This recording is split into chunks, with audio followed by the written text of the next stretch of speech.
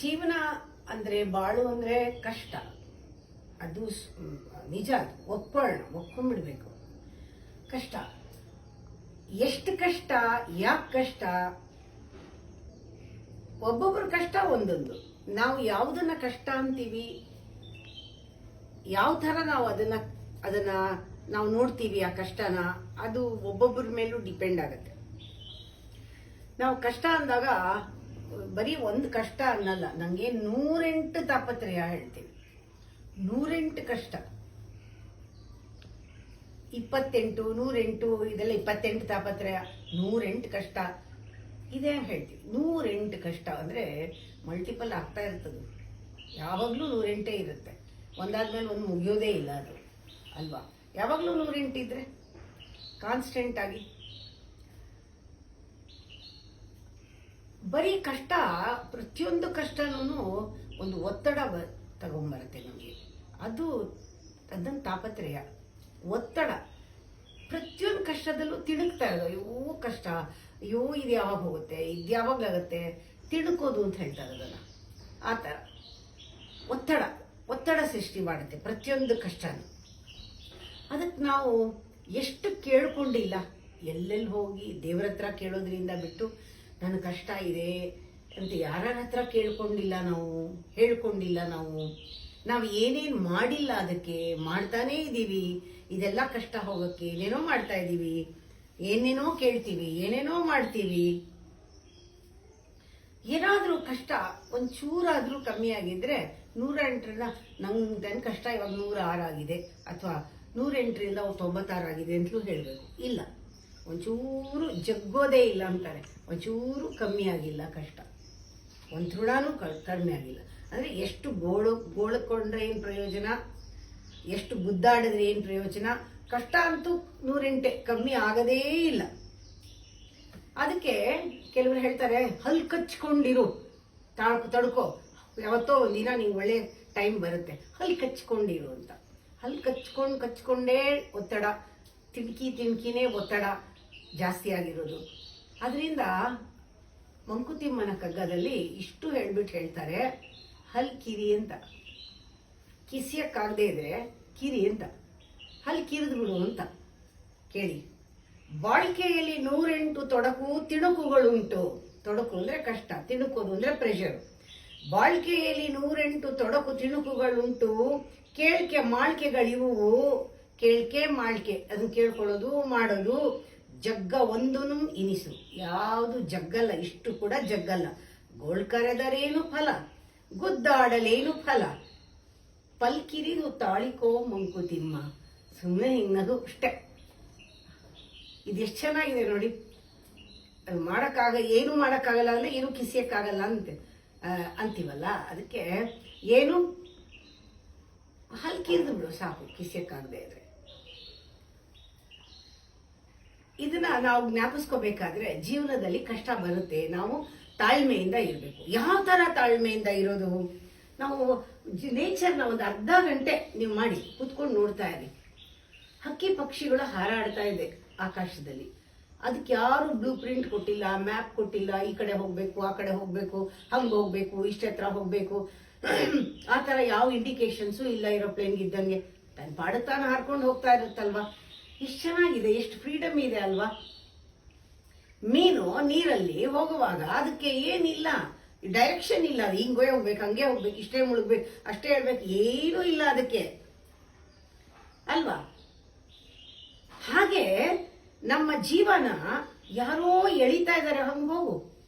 ಮೇಲಿಂದ ಏನೋ ಒಂದು ಶಕ್ತಿ ಎಳಿತಾ ಹಂಗೋಗು. ಯಾವುದೋ ಒಂದು ಶಕ್ತಿ ತಳ್ತಾ ಇದೆ, ಯಾವುದೋ ಶಕ್ತಿ ಎಳಿತಾ ಇದೆ ಅವನ್ನೆಲ್ಲ. ಹಾಗೆ ನಿನ್ನನ್ನು ಕೂಡ ಮಾಡ್ತಾ ಇದೆ. ನೀನೊಂದು ಗಾಳಿಪಟ ತರ. ಗಾಳಿಪಟದಲ್ಲಿ ಮೇಲಕ್ಕೆ ಎಳೆಯೋದು ಒಂದು, ಕೆಳಗೆ ಇಳಿಯೋದು ಒಂದು. ಗಾಳಿ ಮೇಲಕ್ಕೆ ಎಳೆಯತ್ತೆ, ನೀನ್ ಕೈಲಿ ಇಟ್ಕೊಂಡಿರೋ ದಾರ ಕೆಳಗೆ ಎಳಿತೀಯ, ಅದೆರಡು ಬ್ಯಾಲೆನ್ಸ್ ಇದ್ದ ಗಾಳಿಪಟ ಹೋಗುತ್ತಲ್ಲ. ಹಾಗೆ ನಿನ್ ಜೀವನ ಒಂದು ಗಾಳಿಪಟದ ತರ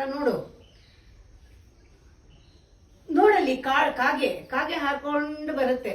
ಕಾಗೆ ಹಾರ್ಕೊಂಡು ಬಂದಾಗ ಅದಕ್ಕೇನು ಗೊತ್ತಿಲ್ಲ, ಬೆಳಗ್ಗೆದ ಸಂಜೆವರೆಗೂ ಏನ್ ತಿಂತೀನಿ, ಎಲ್ಲಿ ಇರ್ತೀನಿ, ಎಲ್ಲಿ ಹೋಗ್ತೀನಿ, ಎಲ್ಲಿ ಬರ್ತೀನಿ, ಏನೂ ಪ್ಲಾನ್ ಇಲ್ಲ, ಹಾರ್ಕೊಂಡು ಹೋಗುತ್ತೆ. ಬರ್ತಾ ಅಲ್ಲಿ ನೋಡುತ್ತೆ, ಯಾವ್ದೋ ಮನೆಯಲ್ಲಿ ಒಂದಿಷ್ಟು ಸಂಡಿಗೆ ಚೂರು ಹಾಕಿರ್ತಾರೆ. ಸಂಡಿಗೆ ಅದೊಂಚೂರು ತಿನ್ನತ್ತೆ, ಅದೊಂಚೂರು ತಿನ್ಬಿಟ್ಟು ಅದೆಲ್ಲೋ ಕೆಳಗೆ ಬಿದ್ದೋಗುತ್ತೆ, ಅದ್ರ ಕಡೆ ಗಮನನೇ ಇಲ್ಲ. ಅಲ್ಲೊಂದು ಸುಂಡಿಲಿ ಸತ್ತಿರುತ್ತೆ, ಅದ್ರ ಹತ್ರ ಹೋಗುತ್ತೆ, ಅದೊಂಚೂರು ತಿನ್ಕೊಳತ್ತೆ. ತಿನ್ಕೊಂಡು ಇನ್ನೊಂದು ಕಾಗೆ ಬರುತ್ತಾ, ಅದು ಕೊಟ್ಬಿಟ್ಟು ಹಾಗೇನೆ ಒಂದು ಹುಳ ಹಿಡ್ಕೊಳಕ್ ಹೋಗುತ್ತೆ. ಆಮೇಲೆ ಇದರ ಹುಳ ತಿಂತ ಕೂತಿದ್ದಾಗ ಯಾರ ಮನೇನೋ ಮನೆ ಮೇಲೆ ಒಂದು ಪಿಂಡ ಇಡ್ತಾರೆ, ಆ ಪಿಂಡ ಓಡ ಹೋಗುತ್ತೆ ಕಾಗೆ. ಅದ್ರ ಬಾಳ ಗತಿ ಏನು? ಹಾಗೆ ಇದನ್ನ ನೋಡು, ಇದಕ್ಕಿಂತ ಮೀರಿದ್ದೇನಿದೆ ನಿನಗೆ? ಇದನ್ನೆಲ್ಲ ನೋಡ್ತಾ ಇದ್ರೆ ಇದಕ್ಕಿಂತ ನೀನು ಬಾಳು ಮೀರಿದ್ಯಾ? ಇದಕ್ಕಿಂತ ಮೀರಿದ್ರೆ ಸುಮ್ಮನಿರು. ಇದನ್ನ ನೋಡು ಎಷ್ಟು ಚೆನ್ನಾಗಿದೆ ನೋಡಿ. ಬಾನೊಳಿರುವುದೇ ಪಕ್ಷಿ ಪಾರ್ವದಾರಿಯ ನಕ್ಷೆ. ಆದಾರು ನಕ್ಷೆ. ಆ ದಾರಿಯ ನಕ್ಷೆನ ಯಾರು ಕೊಟ್ರು? ಪಾರ್ವದಾರಿಯ ನಕ್ಷೆ. ಮೀನು ನೀರೊಳು ನುಸುಳೆ ಪಥ ನಿಯಮವಿಹುದೇ. ಏನೋ ಜೀವ ಎಳೆಯುವುದೇನೋ ನೂಕುವುದದನು ನೀನೊಂದು ಗಾಳಿಪಟ ಮಂಕುತಿಮ್ಮ. ದಾರಿ ಗುರಿಗಳ ಗೊತ್ತು ಕಾಗೆ ಗುಂಟೇನಯ್ಯ. ಆರ ಮನೆ ಸಂಡಿಗೆಗೋ ಸುಂಡಿಲಿಯೋ ಹುಳುವೋ ಆರ ಪಿಂಡವೋ ಏನೋ ಎಂತು ಆ ಬಾಳ ಗತಿ ಮೀರಿದವನೇ ನೀನು ಮಂಕುತಿಮ್ಮ. ಎಷ್ಟು ಚೆನ್ನಾಗಿದೆ ನೋಡಿ. ಹೇಗಿರ್ಬೇಕು ನೀನು ಅಂದ್ರೆ, ಇದೊಂದು ಬ್ರಹ್ಮಪುರಿ ಇದೆಯಾ, ಇದೊಂದು ಬ್ರಹ್ಮಪುರಿ. ನೀನೊಬ್ಬ ತಿರ್ಕ ಹೇಗೆ ಹೋಗ್ತಾನೆ ಬ್ರಹ್ಮಪುರಿಯಲ್ಲಿ? ಸಿರಿ ಇದ್ದೇನು ನಿನಗೆ, ಇಷ್ಟೊಂದು ಇದ್ರೇನು, ಪರಿಚಾರಕರಿದ್ರೇನು, ಕಾಲಿಸ್ಕೋರು, ಕೈ ಇಸ್ಕೋರು, ಕತ್ತಿಸ್ಕೋರು ಇದ್ರೆ ಏನ್ ಬಂತು? ನೋಡು ನೀನು, ಎಷ್ಟು ದುಡ್ಡಿದ್ರೇನು, ಎಲ್ಲ ಸೇವಕರಿದ್ರೇನು, ನಿನ್ನ ಯೋಗ್ಯತೆಯನ್ನ ನೋಡ್ಕೋ. ಎಷ್ಟೋ ಸತಿ ನಮ್ಗನ್ಸುತ್ತೆ, ಯಾರಾದ್ರೂ ಏನಾದ್ರೂ ನಮ್ಗೆ ಅನುಕೂಲ ಮಾಡ್ಕೊಡ್ತಾ ಇದ್ರೆ ಬಹಳ ಸುಖ ಅನ್ಸುತ್ತೆ. ನಾವು ಪದೇ ಅದನ್ನೇ ಎಕ್ಸ್ಪೆಕ್ಟ್ ಮಾಡ್ತೀವಿ. ಇದು ಮನುಷ್ಯನ ಸ್ವಭಾವ, ಅದು ಬೇಕು. ಯಾಕೆಂದ್ರೆ ಸುಖವಾಗಿದೆ, ಅವ್ರು ಮಾಡ್ತಾ ಇದಾರೆ, ಮಾಡ್ಲಿ, ಚೆನ್ನಾಗಿ ಮಾಡಿಸ್ಕೊಳ್ಳೋಣ ಅಂತ. ಆಮೇಲೆ ಅದು ಅಭ್ಯಾಸ ಆಗ್ಬಿಟ್ಮೇಲೆ ಅದು ಅವ್ರ ಕೆಲಸ, ಅದು ನಮ್ ಕೆಲಸ ಅಲ್ಲ. ಅವ್ರು ಇರೋದೇ ಅದಕ್ಕೆ ಮಾಡ್ಲಿ ಅಂತ. ಅವ್ರು ಮಾಡದೇ ಇದ್ರೆ ನಮ್ ಕೆಲಸ ಅನ್ಸಲ್ಲ. ನಮ್ ಕೆಲ್ಸನೇ, ನಮ್ ಕೈ ತಿಕ್ಕೋದು, ಕಾಲ್ ತಿಕ್ಕೋದು ಅದವ್ರ ಕೆಲಸ ಅನ್ನೋ ತರ. ಇದು ಭ್ರಮೆ.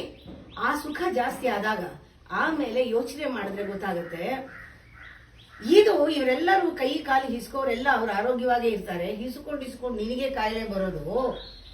ನೀನ್ ಹೇಗಿರ್ಬೇಕು ಅಂದ್ರೆ, ನಿನ್ ಕೆಲಸ ನೀನ್ ಮಾಡ್ಕೊಳ್ಳೋ ಹಾಗಿರ್ಬೇಕು. ತೊರೆ ಎಲ್ಲ ಡಂಬಗಳನ್ನು ನೀನೇ ನಿನ್ನ ಆಳು ನೀನೇ ಆಗು. ಯಾವ ರೀತಿ ಬಾಳ್ಬೇಕು? ಒಂದು ಫಾರಿನ್ ಕಂಟ್ರಿ, ಏನು ಮಾತಾಡಕ್ ಬರಲ್ಲ, ನಮ್ಗೆ ಲ್ಯಾಂಗ್ವೇಜ್ ಗೊತ್ತಿಲ್ಲ, ಏನೂ ಗೊತ್ತಿಲ್ಲ, ನಮ್ಗೆ ಯಾರು ಗುರ್ತಿಲ್ಲ. ಹೇಗಿರ್ತೀಯ ನೀನ್ ಅವಾಗ? ನೀವು ಒಬ್ನೇ ಇದ್ದಾಗ ನನಗೆ ಯಾರು ಪರಿಚಯ ಇಲ್ಲ, ನಾನು ಪಾಡಿಗೆ ನಾನು ಒಬ್ನೇ ಇದ್ದೀನಿ ಅನ್ಕೋ. ಪರದೇಶಿವಲು ಬಾಳು ತಿರುಕ ನೀನು ಬ್ರಹ್ಮಪುರಿಯೊಳಗೆ ಅದ ಮರೆಯದಿರು. ಸಿರಿಯೊದ್ದಡೇನು ಪರಿಜನವಿದ್ದೊಡೇನು ತೊರೆದೆಲ್ಲ ಡಂಬಗಳ ನೀನೆ ನಿನ್ನ ಆಳಾಗು. ಪರದೇಶಿವಳು ಬಾಳು ಮಂಕುತಿಮ್ಮ. ಇಲ್ಲಿ ಏನೇ ಆಗ್ತಾ ಇದ್ರು, ಯಾವಾಗ ನಾವು ಆ ಕಷ್ಟಗಳೆಲ್ಲ ನಮ್ಗೆ ಇರೋದಿಲ್ಲ ಅಂದ್ರೆ ನಾವು ಇನ್ವಾಲ್ವ್ ಆಗ್ಬಾರ್ದು, ಅಂದ್ರೆ ಇಂಡಲ್ಜ್ ಆಗ್ಬಾರ್ದು, ಹಿಡ್ಕೋಬಾರ್ದು. ಇದೇ ಸಿಕ್ಕಿದೆ, ಇದೇ ಸಿಗ್ಬೇಕು ಅಂತ. ಆ ತರ ನಾವು ಅಮುಗ್ಧವಾಗ್ಬಿಟ್ರೆ, ಭುಜಿಸಿದ್ರೆ ನಮಗೆ ಜಗತ್ತಿನಲ್ಲಿ ಬಹಳ ಕಷ್ಟ. ಅದಕ್ಕೆ ಸಿಕ್ಕಾಕೊಳ್ಳದೆ ಎಂಜಾಯ್ ಮಾಡಿದ್ರೆ ಜಗತ್ತಿನಲ್ಲಿ, ಆಗ ನಮ್ಗೊಂಥರ ಸಿಕ್ಕಾಕೊಂಡ್ಬಿಟ್ರೆ ಒಂದು ಹೇಳುತ್ತೆ, ಮೈ ಮರ್ತು ಬಿಡ್ತೀವಿ. ನಾವು ಸಿಕ್ಕಾಕೊಳ್ಳದೆ ಜಾಗರೂಕತೆ ಇದ್ರೆ ನಮ್ಗೆ ಆ ಭಯ ಇರಲ್ಲ. ನಮ್ಗೆ ಯಾವ್ದ್ರಲ್ಲಾದ್ರೂ, ಇವಾಗ ಕುಡುಕರಿಗೆ ಕುಡಿತಾ ಅವ್ರಿಗೆ ಭಯ ಬರುತ್ತೆ, ನಾನು ತುಂಬಾ ಜಾಸ್ತಿ ಕುಡಿದ್ಬಿಟ್ಟಿದ್ದೀನೇನೋ ಏನೋ, ಆಮೇಲೆ ನಾನು ನೋಡ್ಕೊಳ್ಳೋರು ಯಾರು. ಕುಡುಕರಿಗೆ ಮತ್ತೆ ಬಂದಾಗ ಭಯ ಬರುತ್ತೆ, ಅವ್ರಿಗೆ ಎಚ್ಚರ ಇರಲ್ವಲ್ಲ, ನಾಳೆ ಏನಾದ್ರು ಬಿದ್ದರೆ ಯಾರು ಎತ್ಕೊಂಡು ಹೋಗ್ತಾರೆ, ಮುಂಚೆನೆ ಹೇಳಿರ್ತಾರೆ ಸ್ವಲ್ಪ ನಮ್ಮ ಮನೆ ಹತ್ರ ಬಿಟ್ಬಿಡಿ ಅಂತ, ಆಮೇಲೆ ಕುಡಿತಾರೆ. ಆ ತರ ಜನ, ನಿಮಗೆ ಯಾವ್ದ್ರಲ್ಲಾದ್ರೂ ಇಂಡಲ್ಜ್ ಆದ್ರೆ ನೀವು ಮೈ ಮರ್ತು ಬಿಡ್ತೀರಾ ಕಷ್ಟದಲ್ಲಿ. ನಿಮ್ಗೆ ಯಾರಿಗೂ ಎಬ್ಸಕ್ ಆಗಲ್ಲ. ಅದು ಇರ್ಬೇಕು. ಇಂಡಲ್ಜ್ ಆಗ್ಬೇಡಿ, ಎಚ್ಚರವಾಗಿರಿ ಯಾವಾಗ್ಲೂನು. ನೋಡೋದ್ರಲ್ಲಿ, ತೋರೋದ್ರಲ್ಲಿ, ನೀ ನೋಡೋದ್ರಲ್ಲೂ ಎಚ್ಚರವಾಗಿರು, ಕಾಣೋದ್ರಲ್ಲೂ ಎಚ್ಚರವಾಗಿರು. ದೃಶ್ಯ ಪ್ರಪಂಚದಲ್ಲಿ ಸೇರಿ ನೀನು ಮುಗ್ಧನಾಗದೆ ಸುಖಿಸು, ಮುಗ್ಧನಾಗದೆ ಭುಜಿಸ ಅಲ್ಲಿರುವುದನ್ನು ಜಗದಿ. ಮಾಧ್ವೀಕ ಭಯವಿರದು ಜಾಗರೂಕನಿಗೆ. ಆ ಮಾಧ್ವೀಕ ಭಯ ಅಂದ್ರೆ ಕುಡಿದು ಬಿಟ್ಟು ಮತ್ತು ಬಂದಾಗ ಆ ರೀತಿ ಆಗುತ್ತಲ್ಲ, ಹಾಗೆ ಎಲ್ಲದರಲ್ಲೂ ಕಷ್ಟದಲ್ಲೂ ಅಷ್ಟೇ ಮತ್ತು ಬರುತ್ತೆ. ನಿಂಗೆ ಸೇರ್ಕೊಂಡ್ಬಿಟ್ಟು ಮೈ ಮರ್ತ್ಬಿಟ್ಟು ಎಲ್ಲಾರನ್ನೂ ಬಿಟ್ಬಿಟ್ಟು ಏನೋ ಒಂದು ರೀತಿ ಹೊಟ್ಟೋಗ್ತೀಯ. ಹಂಗೆ ಹೋಗ್ಬೇಡ. ನೀನು ಜಾಗರೂಕನಾಗಿರು. ದಿಗ್ದರ್ಶ ಪ್ರಪಂಚದಲ್ಲಿ ಕಾಣ್ತಾ ಇರೋದ್ರಲ್ಲಿ ನೋಡ್ತಾ ಇರೋದ್ರಲ್ಲಿ ನೀನು ಜಾಗರೂಕನಾಗಿದ್ರೆ, ನೀನು ಮುಗ್ಧನಾಗದೆ ಅಂದ್ರೆ ಇನ್ವಾಲ್ವ್ ಆಗದೆ ಇದ್ರೆ ನೀನು ಸುಖವಾಗಿರ್ತೀಯ. ಆವಾಗ ನಿನಗೆ ಜೀವನ ಬಹಳ ಚೆನ್ನಾಗಿರುತ್ತೆ. ಇದನ್ನ ಅವರು ಕರೆದಿರೋದು ಬಹಳ ಇಷ್ಟ ಆಯ್ತು ನನಗೆ. ವಾಯಸ ವ್ರತ ಅಂತ, ಈ ಕಾಗೆ ವ್ರತ ಅಂತ. ವಾಯಸ ವ್ರತವನ್ನ ಕರಿಬೇಕು. ಹಲ್ಲು ಕಚ್ಚಿದ್ರೆ ನಮಗೆ ತೊಂದರೆ ಅಂತ ಹಲ್ಲ ಕಿರಿಬೇಕು. ಗಾಳಿ ಪಟದ ತರ, ಪರದೇಶಿ ತರ ನಾವು ಇನ್ವಾಲ್ವ್ ಆಗದೆ ಜೀವನನ ಭುಜಿಸಿ ಎಂಜಾಯ್ ಮಾಡಬೇಕು ಅಂತ ಹೇಳ್ತಾರೆ.